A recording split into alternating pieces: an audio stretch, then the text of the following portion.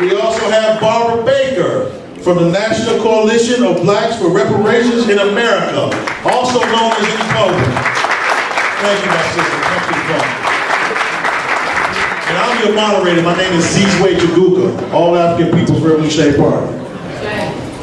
So our topic is the old and the new. What do we do and where do we go from here? What we're trying to do with this discussion is to get people to understand,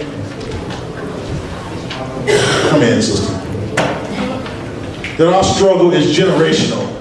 And Brother Mark Francia explained to you that in most of our struggles, most of our gains, there was a shedding of blood.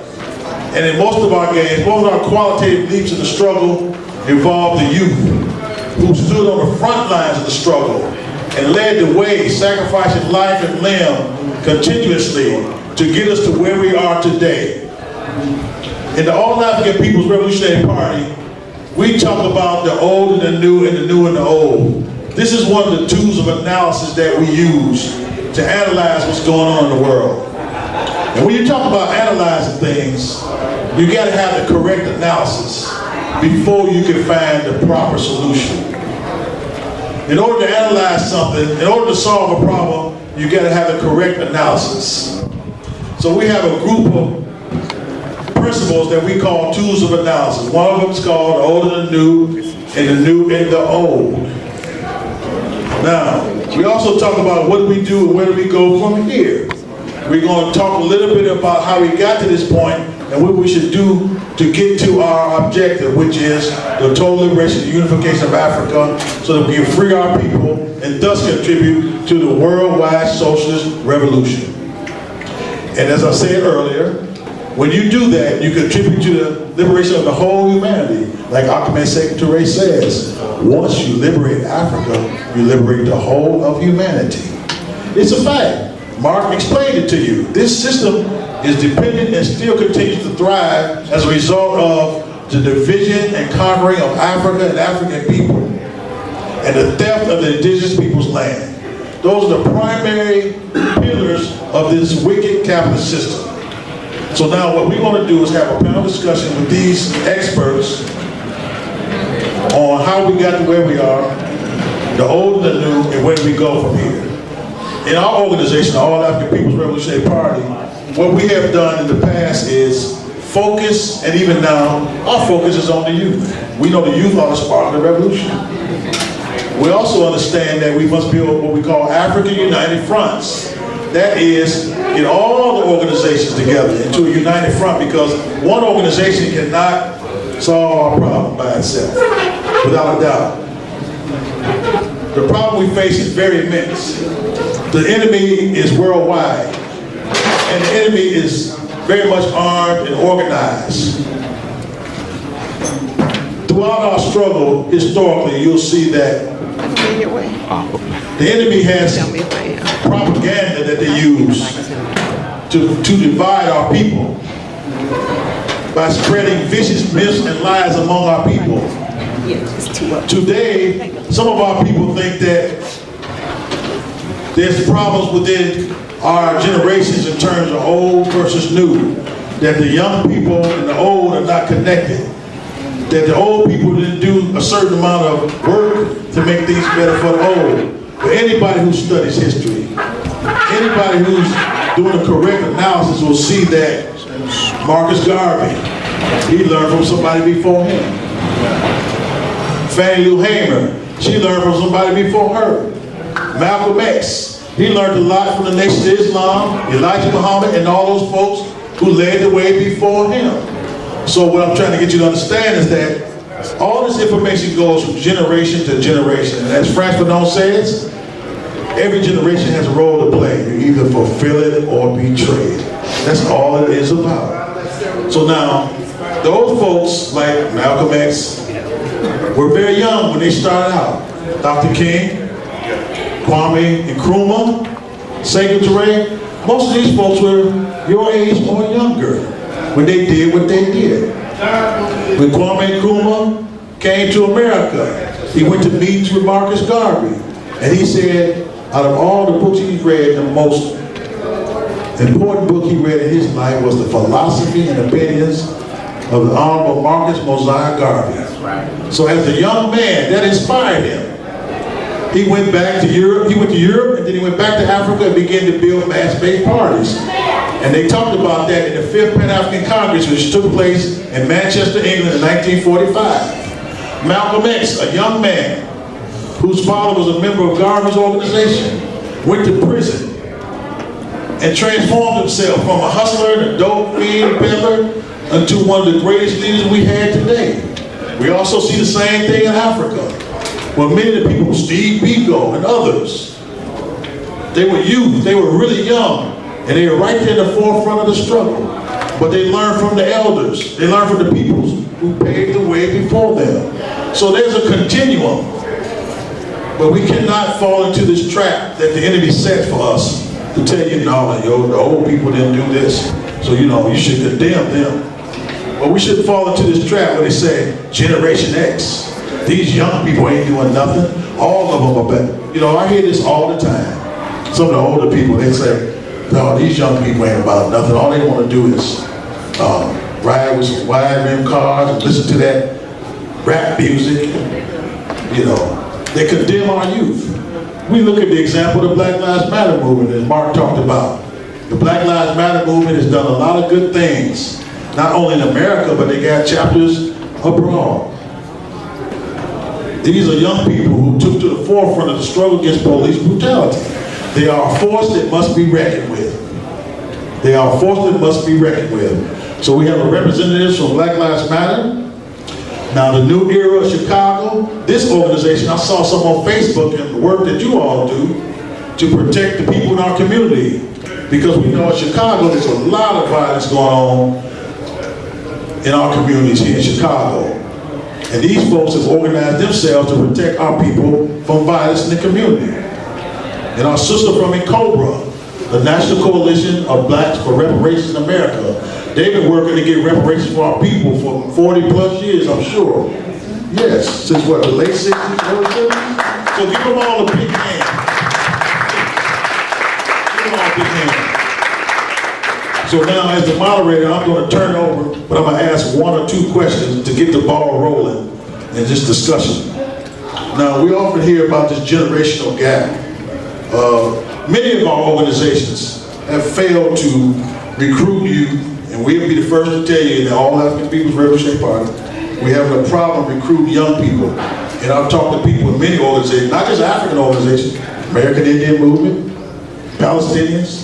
The young people don't seem to want to join the organizations that have been in place for a while and are working for the liberation of their people. So what I want you all to speak on is it true that the elders have not taught them enough, organized enough, or is that just the lies that the enemy puts out to make us divide and conquer? That's the first question, and I'll let you all deal with it from left to right.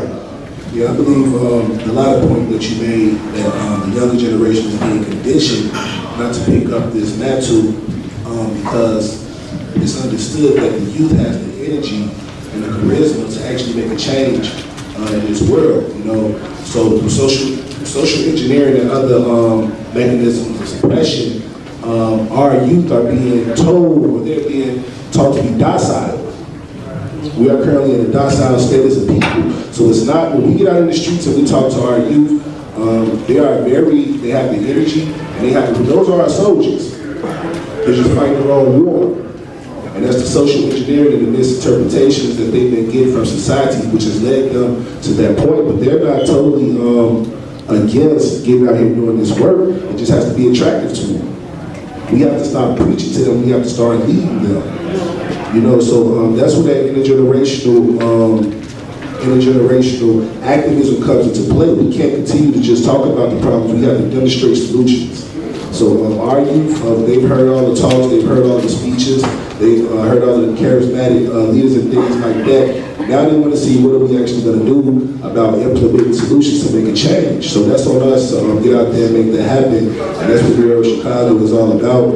I'm not only a member of New Era Chicago, I'm also a member of the Universal Movement Association, Isaiah Morton, Division 401, and we are guardians. So lead a Pan-Africanist lifestyle. It's not something that you do on the weekend. Right. So this is something that we do. So with that being said, we have to give that same influence to our youth. You know what I'm saying? They have to see positive, productive, strong images of black love and unity to combat what they're doing negatively on a daily basis in our neighborhoods. That's right.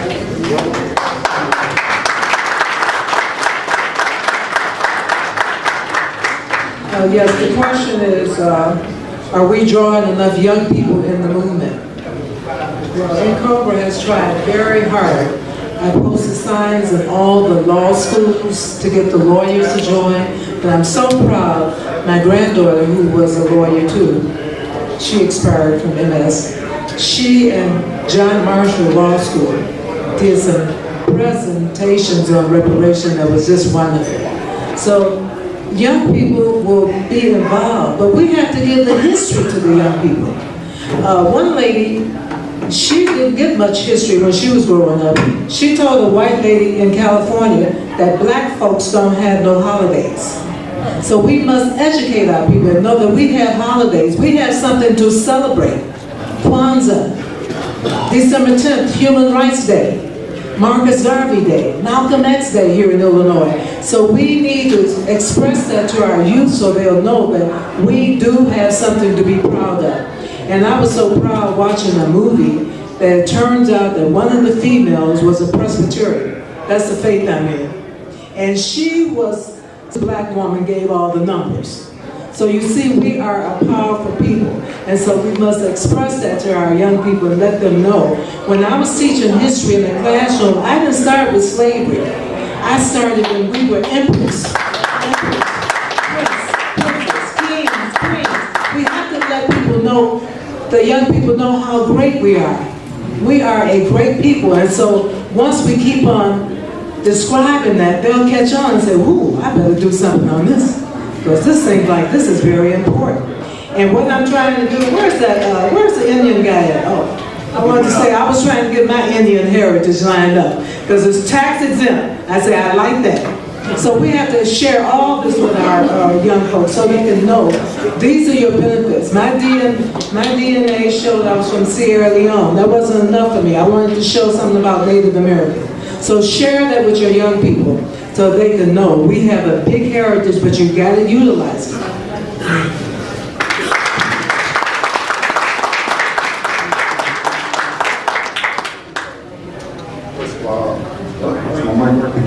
Can y'all hear me? Okay, there we go. All right. First of all, it's an honor to be here and a privilege. I was recently in Cuba. I got to be there with a comrade moved from the LA chapter of All African People's Revolutionary Party. We actually brought 5 teenagers with us down to Cuba to participate in that. And the beautiful thing is we participated in Fidel's sort of model of doing labor. We were at the farm, we were doing work in the day, and then we participated in workshops in the evening to build our intellect, to learn about socialism in Cuba, to learn about the revolution, and to learn about the global struggle against capitalism, white supremacy, and things of that nature. Myself personally, I come from the streets. I was involved in gang life between the ages of 13 and 18. I was fortunate enough to become politicized in my 20s. One of the first books that I read was Kwame Ture's Ready for Revolution. That then in turn led me to read Che Guevara's biography, and George Jackson, and so on and so forth. A lot of our people coming into movement space, especially a lot of our sisters, have read about Ella Baker, have read about so many sisters. I heard somebody mention earlier, Fannie Lou Hamer, right? So that political education is also a piece that we are missing. We understand that we are colonized people, that we go to these public schools and they do not teach us about our heritage, our culture, our people, right? So that disconnect of that lineage, of that history is felt by our people. So for those of us between the ages of 30s and our 20s and teens coming into this space, some of us think that we're doing something new. Some of us think that we are inheriting the struggle but having to figure out and reinvent the wheel. those of us fortunate enough to read about our elders and about our ancestors and the struggles of African liberation have had the opportunity to see this is a continuing struggle. And now it is upon us to educate the masses and educate other young people coming into the movement that this struggle is a continuum. Like the brother said, in the new era, you have to show by the work. You have to prove through your actions. Young people pay attention to what you're doing, not just what you're saying, but the actions that you are taking. Therefore, if you are out in the streets, if you are out in the community, if you're making noise, if you're showing that what you're saying resonates and hits home, they understand that you know the struggles that they are going through, right? They know why it's difficult for their mom to put food on the table, why their mom has to work 3 or 4 jobs, why their school treats them like they're in prison. If they understand the connections that we are colonized people, that we are oppressed, and that there's a way to fight back against that in the Black liberation struggle, then those young people then become empowered. They know that there's something bigger that they can connect to than what they've been taught. Because they've been taught such anti-Blackness, right? They've been taught that they are not valued, that they are not loved. And they are taught that their people are weak people. We have to counter that narrative. We have to show through work, but also through action and through our language that we are a powerful people with a legacy and a heritage that must be upheld.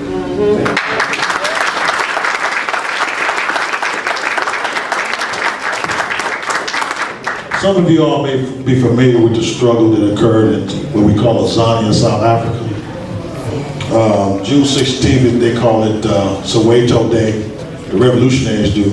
And then they co-opted it and turned it to Day of the Youth, International Day of the Youth. The reason why I'm mentioning that is because that was a classic example of how the youth took control in 1976. The Soweto Rebellion, all the big organizations, the African National Congress, the Pan-African Congress, and others had to go underground. They were considered to be illegal. And so everybody was getting killed and suppressed and everything.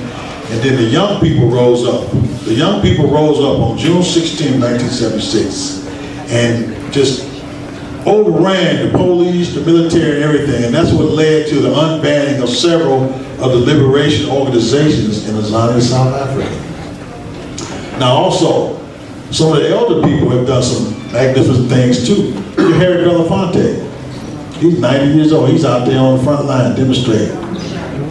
You see Mama, who was in the UNIA. I can't think of her name on top of my head. She used to go to meetings with a gun. And she didn't play. She was still out there in the struggle in her 80s and 90s. So this whole thing about these generation gaps and all that, that's the enemy's use of trying to divide us. That's their propaganda. We should never fall for that. And these people, I think, confirmed that in what they just said. We have to be organized, help each other, whatever role we can play, whether we're old or young, we need to get in mass organization, organize and free our people. Now, we're going to continue with the panel discussion, and we're going to have to speed it up because we're behind time in our program, okay? I want y'all to understand that. We had this program, this workshop, specifically so we can get input from the youth. But what we're going to do is we're going to get input from the youth at the next panel and the concluding session so that we can hear from people about what they think we should do to take us from this point in the struggle leading off into the next 150 years or whatever so it may be.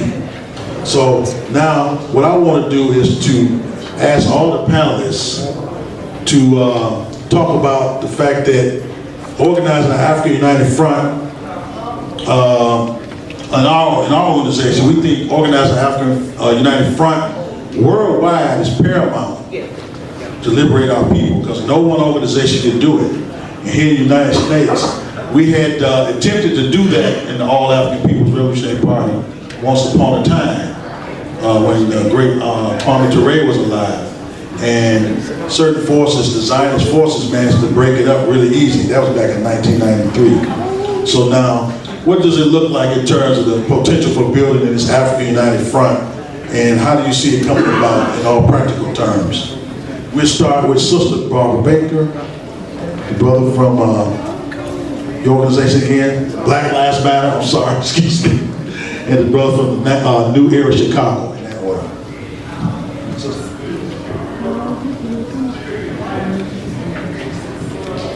how are we going to unite a Black United Front, okay? The main thing we got to realize is that we must all vote. One time I was serving as a judge of the election, and that year they were going to allow somebody who's going to turn 18 in such and such month, they could come and vote. Do you know we must have just a handful of people coming to vote? We must vote. I don't care who the candidates are. We got to find somebody to vote for. Because if we vote for the wrong person, look who we get. So voting is very important. And then another important part is that we must have compassionate communication. If there is a real big argument, you cannot solve it with a gun. You cannot solve it with mean words. We must use compassionate communication and respect for the other person who you disagree with. You must also realize that somebody said that children who are Jewish and Christian do not get in as much trouble as others. What do you all think about that? I wanted to call up the radio station and ask. I said, was that a study done? But irregardless if it's true or not true, we can make it work for us by saying that the children and the family must go to a mosque, a center, a temple, a church. Because once you have a deep conscience, you realize the 10 Commandments, you're going to follow through on them. And you're going to work together for a unity type of thing. Because you know it's right to do the right thing. Another important thing is education. Some of my favorite pictures, I have one with me today too. It's an 11-year-old boy, male child, who is smarter than Einstein. Can you believe it? Guess what his favorite thing was? Reading encyclopedias. So please men, please girls, get your education. They cannot take that away from you. There's power in education. As a matter of fact, I think we would be so powerful as when I was riding in Arizona recently, and my son-in-law told me the land we were riding on right there belonged to the Native Americans who had leased it to the city of Scottsdale. When the Native Americans' children went to school, they made sure they came out as lawyers so they can get those treaties that had not been honored. So that's important, you all. We can unite on education and make sure sometimes the schools are not teaching you about your Black culture, so you got to go in there and find out yourself. Another important way that we can unite is on finance. As a matter of fact, I brought some forms with me, and the bank was so nice in giving them to me. I want us to be able to balance our checkbook. Pretend like you're paying some bills and write down everything you pay. And then check it. Because some companies will come behind you. You paid the bill already, but you didn't make a note of it, right? You'll be paying again. They don't care. So anyway, we must be astute in our finance. That's very important. And I think with the education, the unity, and with voting, and with spirituality, we can get this unity. Because that is our backbone. We are very spiritual people.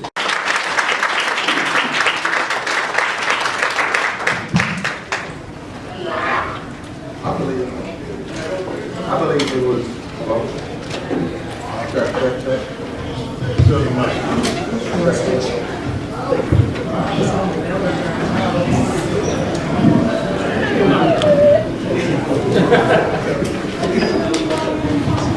Check. All right. So I believe Robert broke it down in the beginning when he talked about having a global Pan-African struggle and under the context of African scientific socialism. I think that said it all. That's what values. So what I'll kind of come on with that, right, is sort of two things. So one, I'll kind of tell you briefly about Cuba. So we were in Cuba with 32 other countries, and they both had two things in common. They talked about the solidarity with Cuba in their revolution, and they talked about the struggle against U.S. imperialism that they were fighting against. We brought one of the mothers with us who lost their loved ones to police violence, and she was able to speak in front of these 32 nations and tell them about police terrorism, but also about the struggle in the United States against white supremacy, against capitalism. And she was able to eloquently tie all those things together, right? So what we're seeing on a global struggle, and we heard from people from the Caribbean, we heard from Zambia, we heard from Ghana, we heard from different countries all over Southern America. They all checked in about those two things, right? Backing the revolution and struggling against U.S. imperialism. In the States, a lot of times we hear about what's going on in Syria, what's going on in Yemen, and different parts of the Middle East, or what's happening in Europe. But what we don't hear about are these revolutionary struggles like Venezuela, where they have a socialist government, but it's being literally attacked by U.S. imperialism and U.S. terrorism, military funding counter-revolutionaries, right? So for us in that global context, we're thinking about that broader, bigger struggle for African liberation on a local level as well as a global level. Locally, not only in Chicago, but across the country, different chapters are working on land reform, working on food justice, on reclaiming land to cultivate that land. They're working on what they're calling sanctuary cities, where not only are they safe for African immigrants and other immigrants, but how are they safe for people from all across the African diaspora? What does that look like? They're working on policy. They're working on, supporting reparations policy, defunding the state, defunding Department of Corrections and around abolition work, and refunding that money back into our communities to build our communities up. So one big piece that we work around too is called intersectionality. Intersectionality is how are we centering our most marginalized people. So for example, for someone who's hearing impaired or has a different disability or mental health issue, what are we doing to center them and to make sure that there are resources for their particular struggle? How are we bringing them into the fold of what we are defining as blackness or all African people struggle, right? What does that look like? How are we intersecting different struggles, as the brother spoke about before, what's happening in Palestine, what's happening in Standing Rock, etc., right? So these are all the conversations that we're having as we're organizing locally and fighting against the oppression that we're dealing with here under ROM, under RONER, and all the other different apparatuses that are working continuously in our community to continue to make sure that we are having resources in Lawndale, in Inglewood, in Brewer, in Roseland. And how are we connecting that back to the global struggle for African revolution? So these are the conversations we're having. These are the organizing. This is the organizing that we're doing, but also working with other groups like Asada's Daughters, with BYP 100. We're figuring out how do we show up and support New Era Chicago? How do we show up and support other organizations that are doing this work every day for African liberation? What does that look like? So these are kind of the conversations that we're having and that we're developing, but also how we connect back to our elders, right? We have often conversations with Fred Hampton Jr. to get advice. We talk to the All African People Revolutionary Party to get guidance, right? So we are connecting ourselves to our elders to figure out what's the direction that we should take locally, right? And how do we build that out and that accountability on a state level, on a national level, and on a global level? What does that look like? So these are what we're trying to do, in addition to learning those lessons from history, from the African liberation struggle that's been happening for over hundreds of years across the continent as well as back here in the States. So for us, that's kind of what that is looking like on a broader term. So that's kind of what I wanted to share for this space. You can find out more information on blacklivesmatterchicago.com. And we talked about all the different things that we are fighting against, and also the world that we want to develop, right? Because we can't just also tear down our systems of oppression. We have to be building piecemeal what our liberation looks like. What is what do African people with power look like, right? What does an egalitarian state look like that we are sharing and centering all of our people, and not just adopting the colonial structure of power that we have been oppressed by, right? What does that look like? So, that's what we're working on in development, and we are proud and appreciative to be a part of the struggle with you all. Asante.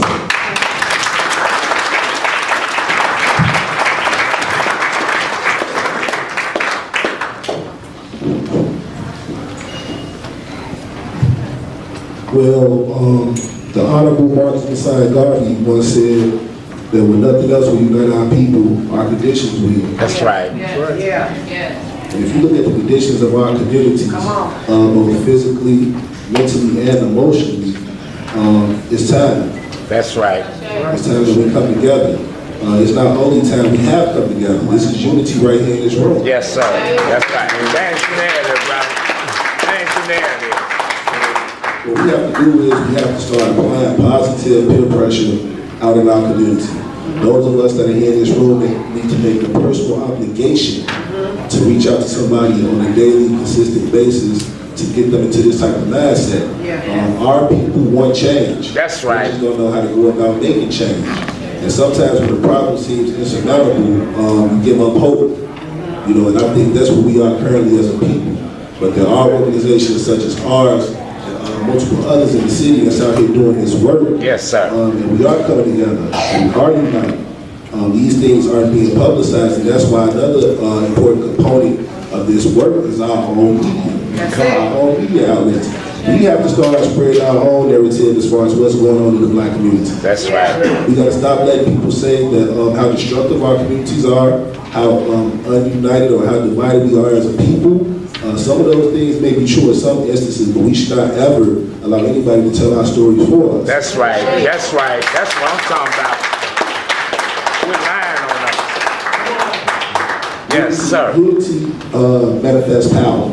Yeah. And we'll never have the power that we need to get up out of this circumstance that we're in until we unify. We don't need every person of the diaspora to come together. Race as long as we have first. enough. That's you know what I'm it. saying? The ancestors will put us in a position to make this thing happen as long as our hearts and the work is righteous. That's right. So, so coming from the perspective of the work that we do out in the community, when we get out here, we reach out to our brothers and sisters. We haven't encountered one person yet that wasn't with the program. Not one. Not one. The thing is, what are we giving them to replace what they're giving up? So we have to start developing immediate solutions to the problems that are facing our communities.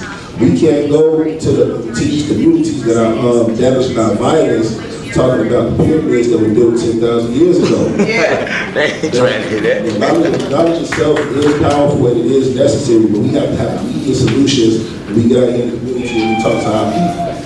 You know, and, Come on, brother. Our conditions when we unite as unity is happening now. We just have to do a better job promoting. That's what we have to do. We have to start uniting. Those of us that are out here doing work in the community, we have to come together and bring our resources into the same room and make some magic happen. You know what I'm saying? And that's what organizations such as New York, Chicago, and other organizations throughout the city right now, there's a lot of work going on in the city. Yes, sir. You know, if you were to just listen to the media outlets or what you're getting from the news, you think that Chicago was a place of despair. We have a program where we walk through Inglewood daily. And 90 to 95% of the people that we encounter over there are hard-working, loving people. That's right. African people, that's what we naturally are. That's right. So we have to stop letting people tell us about ourselves. That's the main part. That's why we can't. That's one of the reasons why we can't unite as a people, because we falling under the conception that we can't unite. Or that I can't trust this brother because he'll do this, or I can't trust that sister because she'll do that. We got to put all those things on the back burner because we have immediate, we have major issues that are affecting all of us. Them lies. So we can't let the minor things that are dividing us get at the forefront. You know what I'm saying? So unity is already in motion, family. You know, the way that we can make this thing more consistent is to apply this positive peer pressure to our to the people in our family, and people in our circle. You know, so I know the message may seem like it's becoming tireless or they're tired of hearing it, and things like that. Continue to plant them seeds. You know, continue to plant them seeds, continue to do your work, continue to spread this message of black love, black unity, black power, and race first. Race first. It's not something that's taken lightly by the community. They really do absorb it, but the problem is they're only getting that message sometimes. They get the negativity all the time. So we're responsible for that. We can do something about that. The folks right here in this room, we don't need any outside sources. We have enough people in this room right now to change Chicago. That's right. That's right. How serious are we going to come together and unite? You know what I'm saying? So that's the personal responsibility that we always preach as an organization, as a people. We have everything that we need to get up out of this hole. We have to start utilizing our tools in a more strategic way. Stop giving our resources to outsiders to allow them to strengthen their strongholds while at the same time leaving us with a divided front. Those type of things. Yes, sir. Giving our youth opportunities. You got to start providing services for them. Vocational training, job training, professional development, things along those lines. If you have a talent, get out here and mentor these children. Yes, sir. I know I'm kind of preaching to the choir, but most of the people in this room, this is the message that we have to continue to spread to the masses. Yes, sir. You know what I'm saying? We can't get distracted because of you know, it may seem like they're tired of hearing it. Well, they should be tired of living the way that they live and also, but they're not. You know what I'm saying? So it's either or. We have to start making serious choices. You know what I'm saying? Do we continue this fight, or do we succumb to you know, the negative propaganda that's out there telling us that we can't make this thing happen? As an African people, we are the most resilient people on this planet. We are the original people on this planet. That's right. We will be the last people on this planet. But in the meantime, let's make sure that we don't leave the next generation in a hole and have to struggle with the same conditions that we're currently struggling through. And that's on us, man.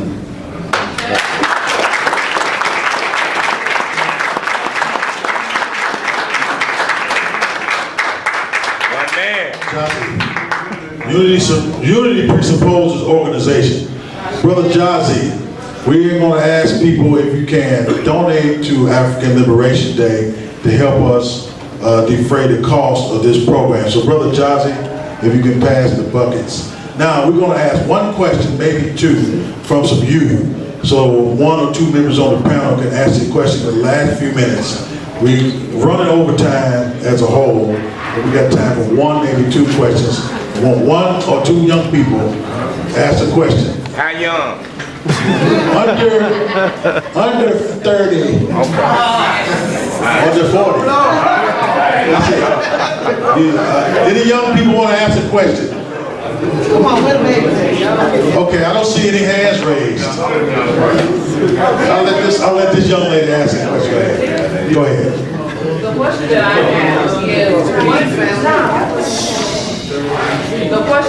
have is, that the questions that were raised was talking about the, you know, the generation and connectedness and the divide. What is it that you do not see these elders that who've been in the fight but only in a small circle know about the fight, that are not able to when you say tough the youth, teach them and show them a better way? And also the second part is, what would you advise for us as young when we are going to the plantation of schools being taught the same thing, and then we have to find it on our own once we get out of these plantations to try to decode that, when the most critical time is you know, from the womb to about 7 years old. What resources, or is there something in place for us to be able to secure that foundation, such as from the womb to about 7 years old? Okay, she asked two questions. I hope everybody heard it. We're running short of time, but I want you to attempt to answer that the two-part question. Okay. I didn't catch the first part clearly, but I know definitely the second part, which you were asking, how can we go about making sure that our children don't get caught up in that cycle at an early age. Knowledge itself is the ultimate power, because once you have knowledge yourself, nobody can control you. Nobody can tell you what you can and what you can't be. So we have to start at the very beginning, teaching our children who they are, where they come from, to be unapologetically black about where they come from and things like that. And also when they go to school, let them understand that school is a system. You have to go to school for whatever reason, because it might be in jail if you don't, or we can homeschool. But if you send your children to school, make it clear to them that what you're learning in school is what they're teaching you, but I'm going to give you the truth. And that way you'll be able to distinguish between the two.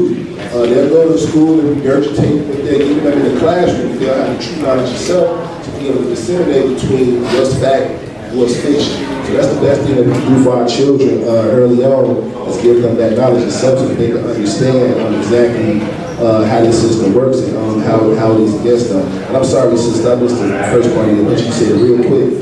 The elders, How can we bridge real quick? You've never seen the elders real word? correct. Okay, well, here's the thing, we as a people, we know right from wrong. That's it. You know what I'm saying? Innately, we know right from wrong. A lot of times we make a personal decision to do the wrong thing because it's a lot easier. It's a lot easier to destroy than it is to build. So even though we're not physically getting that example from the elder, there are plenty of people in our community that are that example. I didn't have a physical example right in front of me before I started doing this work, but the ancestors brought me to it. You know what I'm saying? I got to believe everybody comes into this line of work at the time that they're supposed to, but in the meantime, those of us that are already doing the work need to make sure that we kind of expedite the process for everybody else. Thank you very much. Viva African Liberation Day! Viva! Viva! Viva African Liberation Day! Viva! Viva! Viva African Liberation Day! Viva! Viva! Thank you. Everybody, we got the next panel coming up, which is the erasure of African women. You don't want to miss that one. We want to thank all our panelists, all the people who participated. Viva African Liberation Day! Viva! Viva! Viva African Liberation Day! Viva! Viva! Okay, our moderators is Tiana Clayton and Sister Joy Bob. Please give them a round of applause.